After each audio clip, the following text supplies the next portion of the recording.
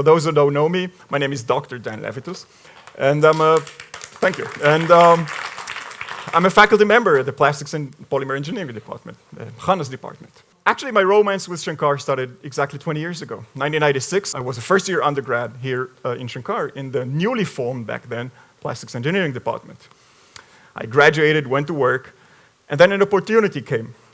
Professor Koenig offered me to go to the United States to do my master's degree at the University of Massachusetts with the generosity of David, the late David and Bruce Spernick. So thank you, Susan, for that.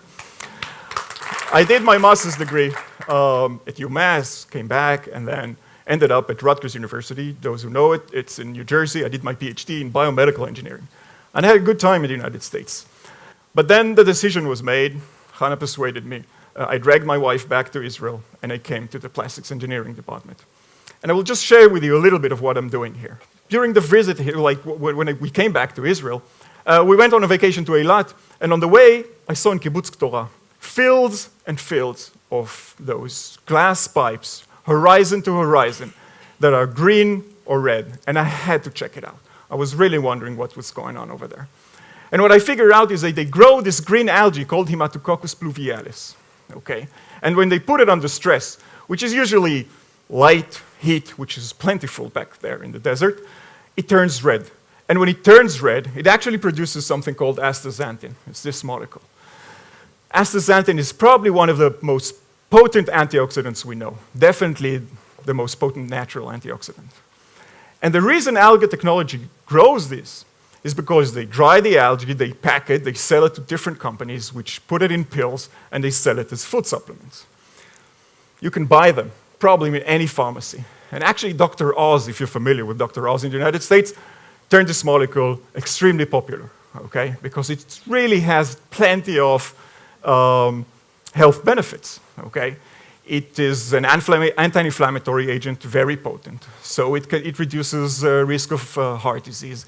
It actually protects your skin from UV light. It has shown in clinical studies to reduce size of cancer tumors. There's plenty of things you can benefit from consuming astaxanthin. So you can buy it, or I'm sure many of you have already consumed it while eating shrimp or salmon or even flamingo.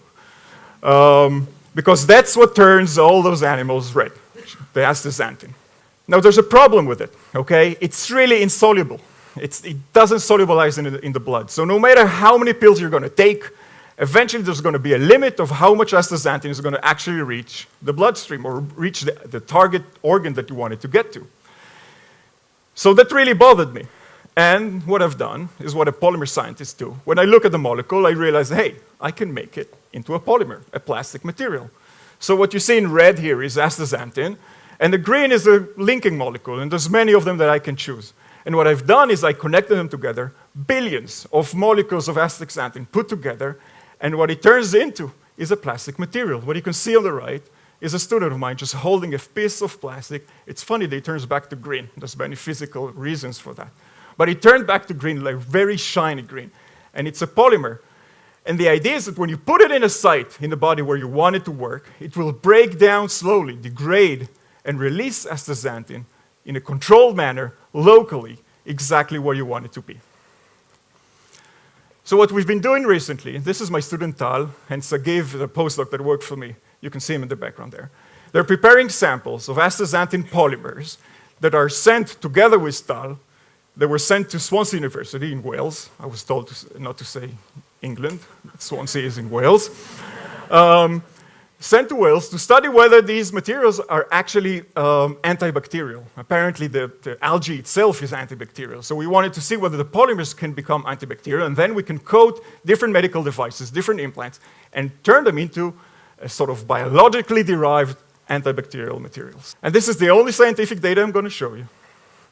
What you can see on the right, on the top, is the controls. These are 3 types of very nasty types of bacteria that you can find in every hospital, the major causes of infection, okay? And when you let them grow, they just grow. To whatever space you give them, they're very happy.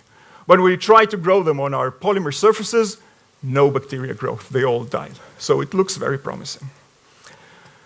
What's next? There's plenty of applications we're thinking of. It could be wound healing patches. It could be stents, cardiovascular stents that can be either made or coated out with this polymer.